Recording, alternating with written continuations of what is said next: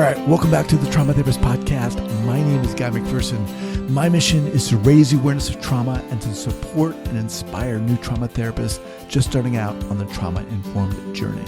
I do that with my membership community, Trauma Therapist 2.0, my online courses and workshops, and the Trauma Therapist newsletter. If you're a therapist of any kind and you work with individuals who've been impacted by trauma, I invite you to head on over to my website at thetraumatherapistproject.com. That's thetraumatherapistproject.com. All right, let's get started. All right, Cornelia, here we go. Make sure I'm recording. We are. All right. So 5, 4, 3, 2, and 1.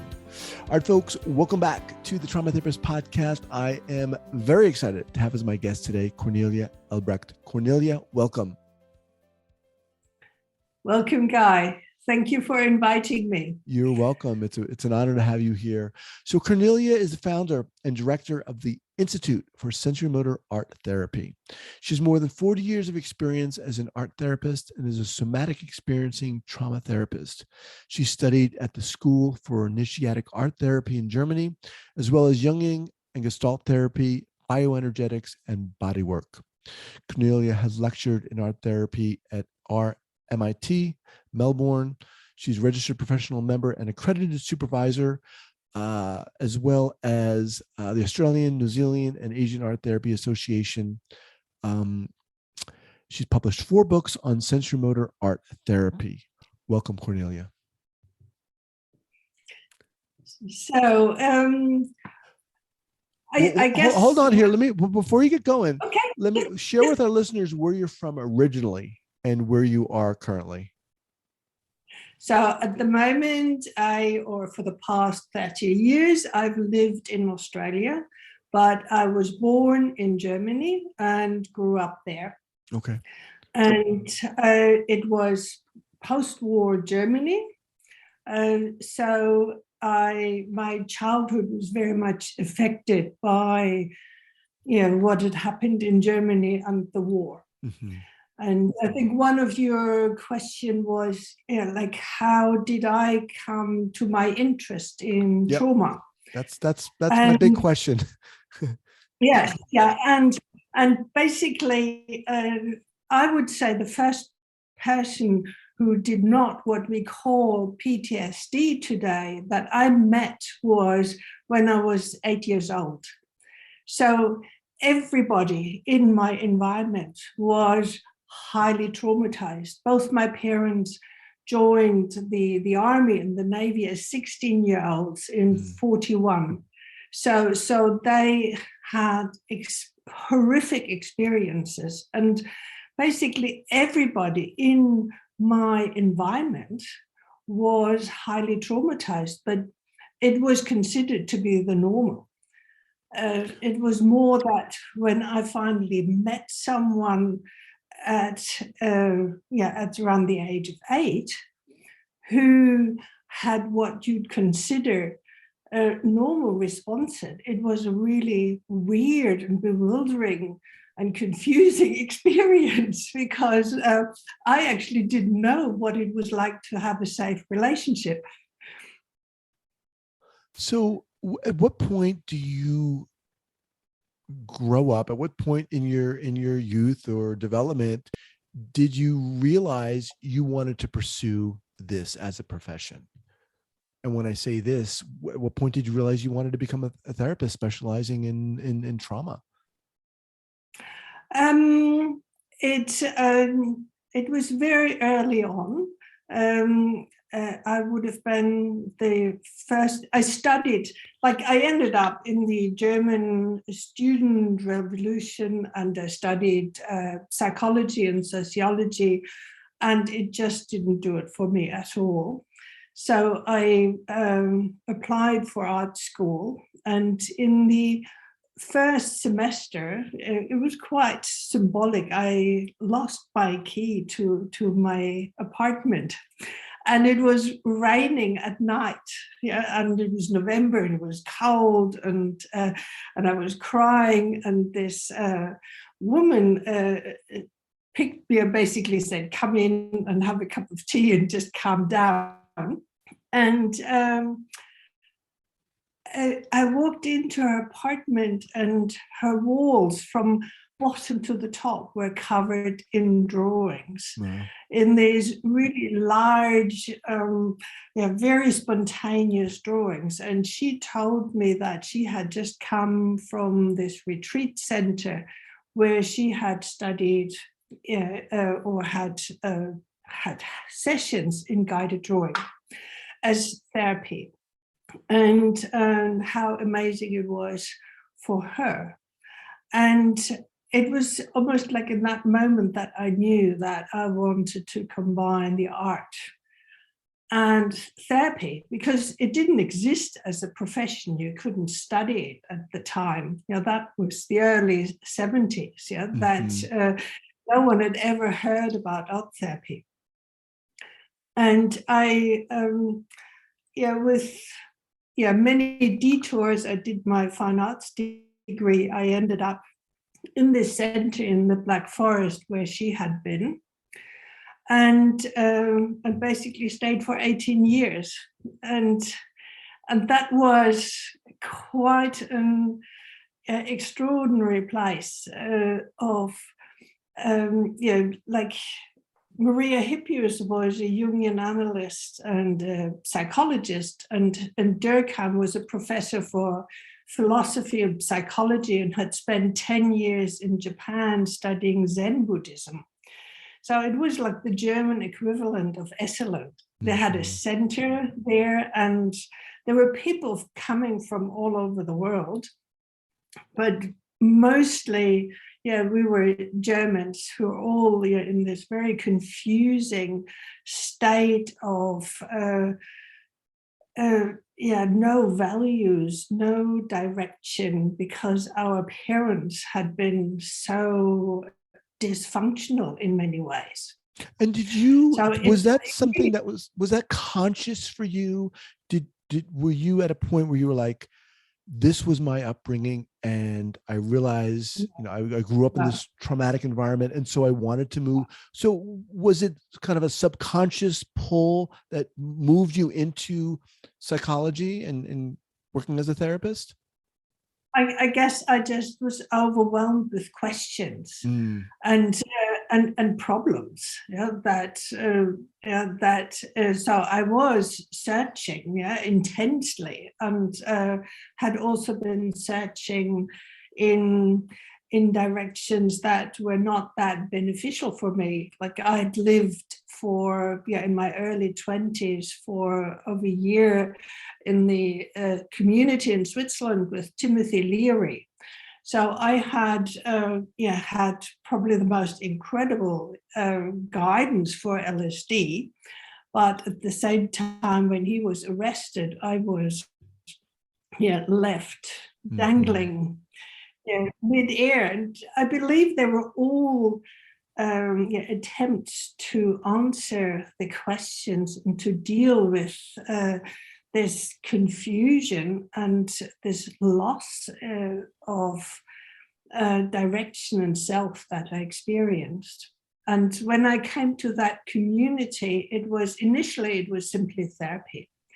And at the same time, it became increasingly a learning experience, because there were, like when I studied in Frankfurt at the university, it was all rats and mice, and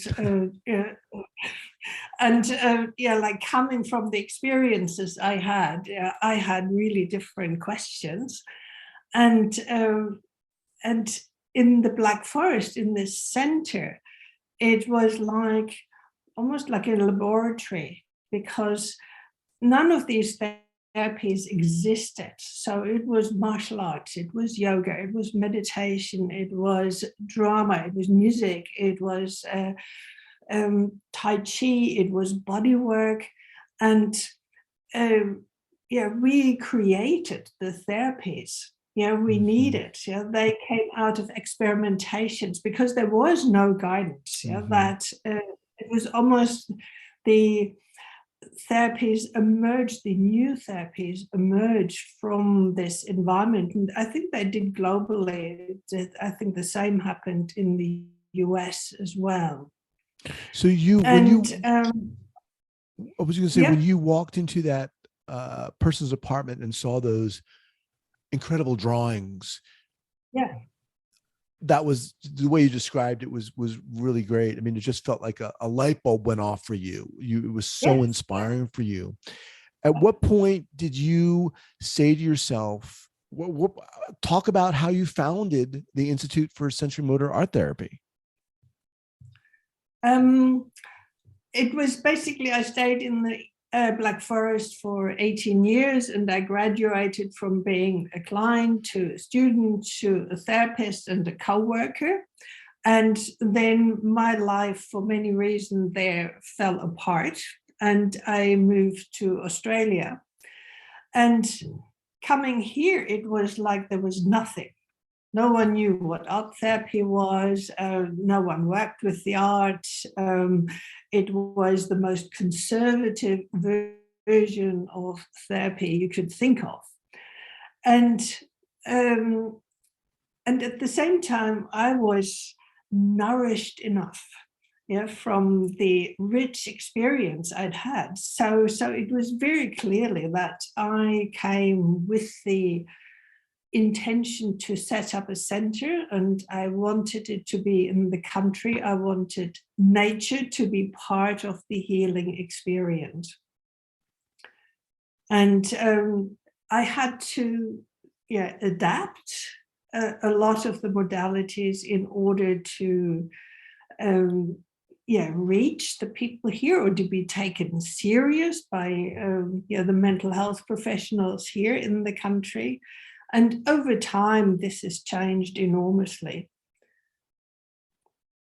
And I guess I arrived at a point where I was still struggling to have a language. And when I did the training with Peter Levine in Somatic Experiencing, that almost gave me the language to explain what I was doing. So in many ways, I was working like a true bottom-up approach, because I had just been working with the arts and drawing and with clay, because it worked and it was so effective and in a very body-focused way.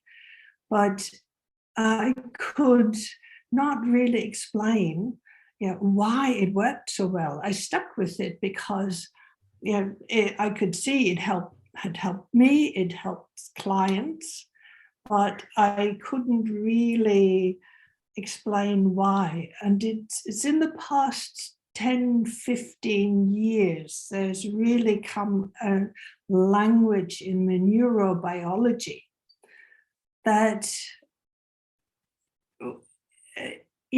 allows us to explain these processes and to understand more what trauma is and what it does to the brain and how we can work with it.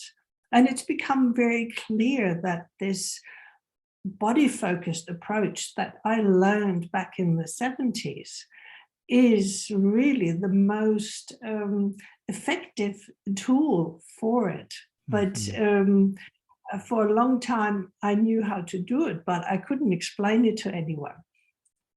If that makes sense. It certainly does. So the Institute for Sensorimotor Art Therapy, is that affiliated with Sensorimotor Psychotherapy Institute at all?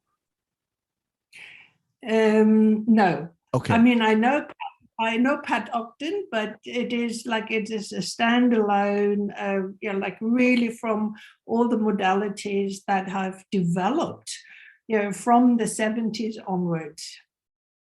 Okay. Now, and what is the goal of the Institute? Training therapists. Okay. That would be the most, that is and it is mostly psychologists, social workers, counselors who come here, as well as art therapists who've trained at the universities in the more what I call cognitive approaches to art therapy, and who are really looking for a body-focused or trauma-informed way. Now, so you're talking about body informed as well as utilizing art therapy. Define what that means to you. What does art therapy mean to you? And what is it in your definition? It is basically using the art as therapy, and I profoundly believe in the power of the arts. That it is not just, a lot of the art therapy is done, we create the drawing and then we talk about it. Whereas like the approach that I have been trained in and used and developed doesn't really need the story or the talking about it. Like one approach, for example, is the body mapping with drawing.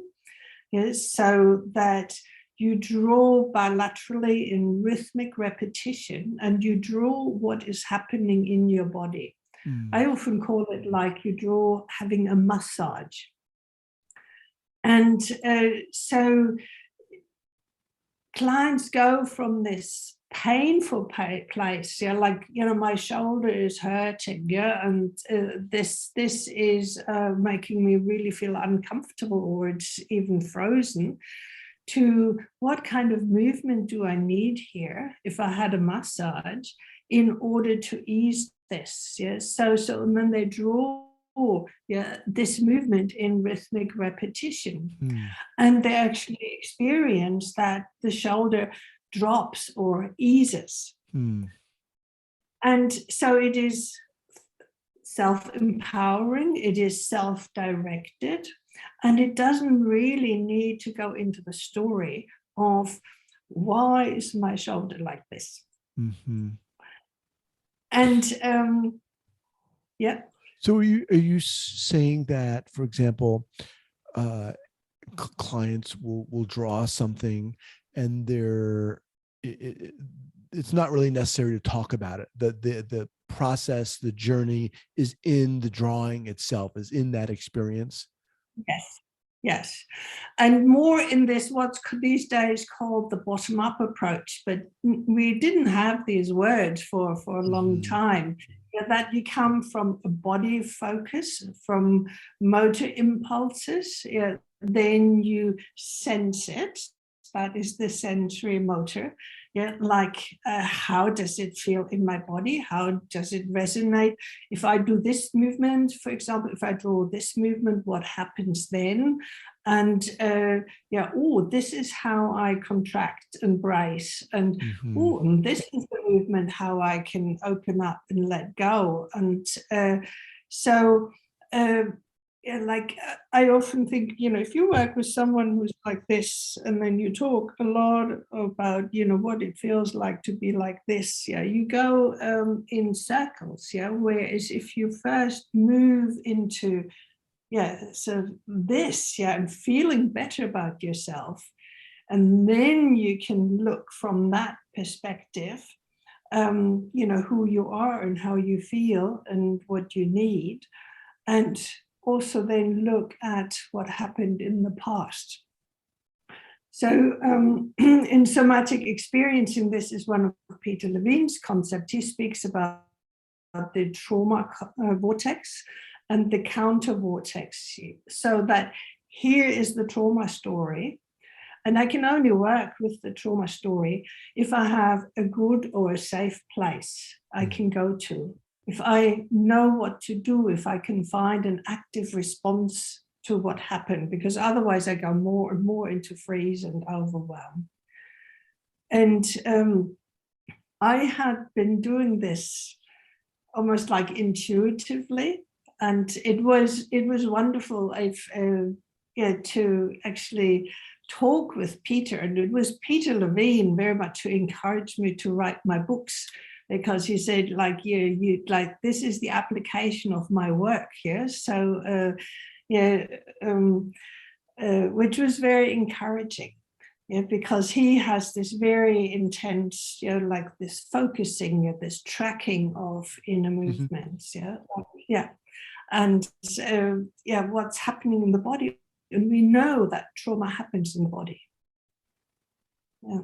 Do you find that there's a excuse me, kind of a learning curve for clients to utilize art therapy? You know, I'm not an artist. I can't do that. You're going to judge me and so forth. Of course, yeah, that and I mean, these days I see mostly clients and those who are really interested in using the arts, but at the beginning it was very difficult. I worked at a clinic in Melbourne in conjunction with 13 psychiatrists, and it was a real struggle to be taken serious. Yeah, like they would joke the only patients in the waiting room who seemed to be looking forward to their session were mine. Yeah, but at the same time, like art therapies for a long time stayed in this pocket of, like we're sort of better entertainers. Yeah, but where it's, for me, the arts have always been more powerful as a healing agent than any talking therapy. And I guess I was fortunate that, as a very young, confused client myself, I came to the arts and to bodywork far more than all the theoretical studies that I did later on. Mm-hmm. There seems to be something so, I guess, for lack of a better word, just pure and visceral about, the arts. I'm looking at your website now, and you've got this great picture of these hands.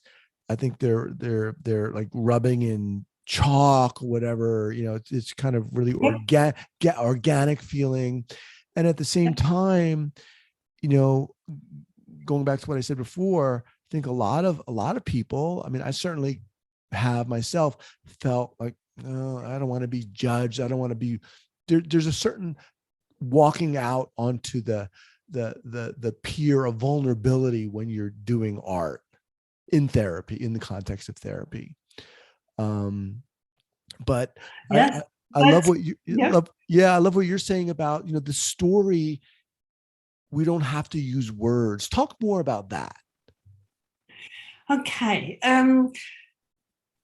Like the book, that you said, like like I've picked this book here on the hand, which is by Frank Wilson, and he's a neurologist who works with musicians who have, for example, one finger will no longer work. Yeah, so if you're a concert pianist and you can't move that finger, your career is over, and not for a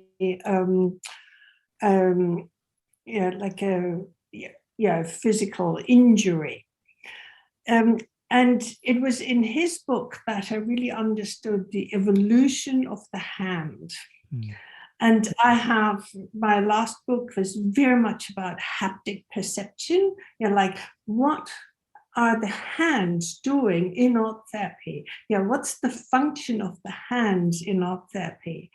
And how and all the hand movements relate to what happens in our brain and in our neurobiology, and also in developmental terms. So that, for example, we move with very particular hand movements, even from in utero to birth to through the first formative years of life. And so when I put a box, a field filled with clay in front of a child or an adult, and there are 10 to 15 kilos in there. So it takes away this, I have to make something with this, which is ego-based. Like the most clients will just go, ooh, there is this there is this experience of, it's touch. Yeah, it's cold, it's warm, you have warm water. And then, for example, clients began to caress the surface of the clay like skin. And others can't touch it. So there is actually an intense experience you work with.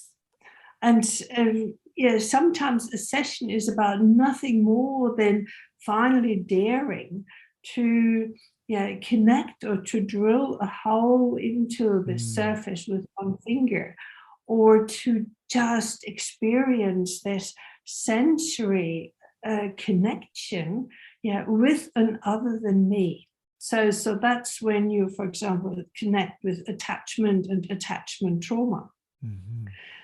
And it is more that you repair and post-nurture something that the client has not experienced, rather than talking about it. Because like I was a very traumatized child, and talking about what had happened didn't do much for me, because everything that had happened, or the very formative parts, were in this, at an age where I didn't have language, before age 4. So they were felt sense experiences, they were relational experiences. So I have always been drawn to therapies where you can repair this relationship. And the same is about working with finger paints, for example. You have this connection. And many will not even draw anything but just cream their hands and just feel this skin and skin connection. If you look, let me just reintroduce you here. I'm speaking with Cornelia Elbrecht. She's the founder and director of the Institute for Sensorimotor Art Therapy. I love this. There's something, as you were talking, I was thinking to myself that it feels to me like there's self-trust is needed on the part of the client here, and not unlike a lot of other therapies. But what's your response to that? You spoke before about like this being self-conscious about doing art, and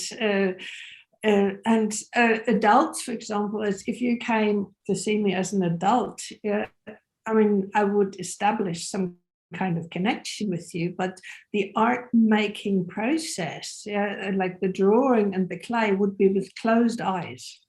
So it's actually not about any focus about making something, painting something. It is all about this sensorimotor connection with yourself through the art making process.